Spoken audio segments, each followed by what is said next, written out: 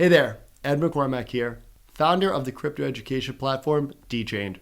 In today's video, we're going to talk about a scenario in July and August where investors could be selling off massive amounts of their crypto holdings that could ultimately lead to a huge spike in the price of Bitcoin. We're going to cover all of that right now.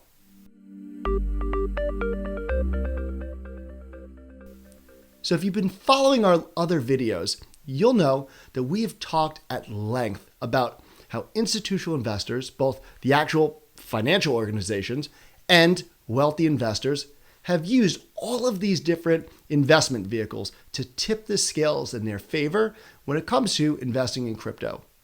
And all of that has historically done very well for them, except a scenario that's unfolding right now. And it's unfolding with Grayscale's GBTC fund.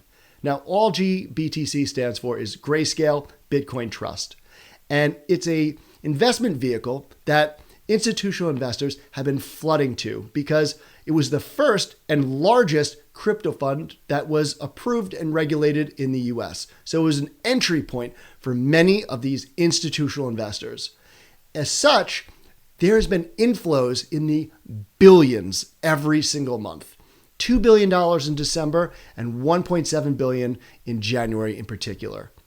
And the reason that I bring this up is that the investors that put their money into Bitcoin, well, into GBTC at that time, right now have an opportunity to unlock their investment, but only if they actually make up the difference between the value of their investment today and what it was when they initially went in 6+ months ago.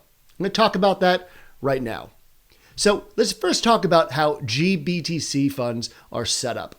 Now, they're set up in a way that an investor will commit to purchasing a set amount of shares in the fund that is ultimately valued near the price of Bitcoin. It's priced on what's called the net asset value of that particular fund.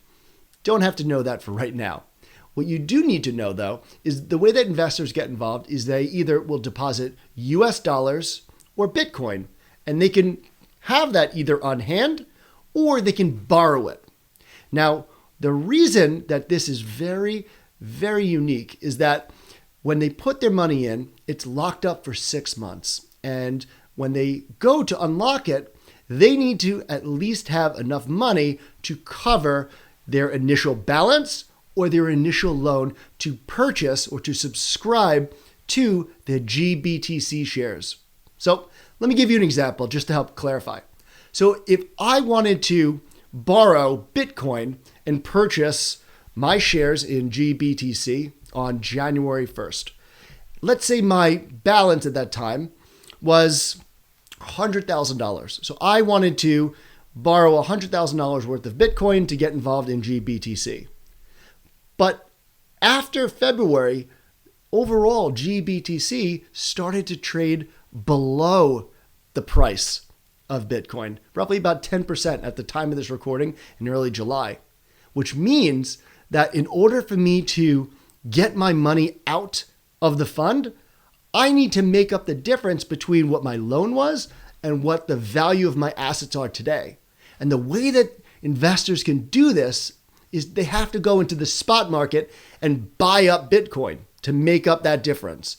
And this is where a sell-off, because now we're looking at investors who purchased in at $2 billion in December and $1.7 billion in January, which we just mentioned, now have to potentially fulfill a considerable amount of Bitcoin in order just to get their money out. And this is where we could start to see in July and August a surge in the overall demand of institutional investors in the spot market, sending the price of Bitcoin climbing.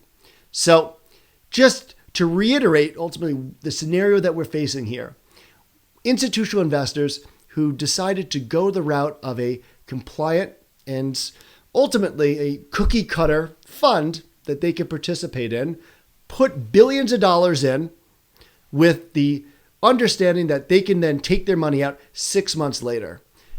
The caveat is that they have to actually meet the minimum purchase that they put in at the start. And in order to do that, they have to now go on the spot market to buy up all of those underlying assets, which are Bitcoin, to meet that threshold. So keep a close eye on news about big institutions, big name investors who are buying up Bitcoin in droves.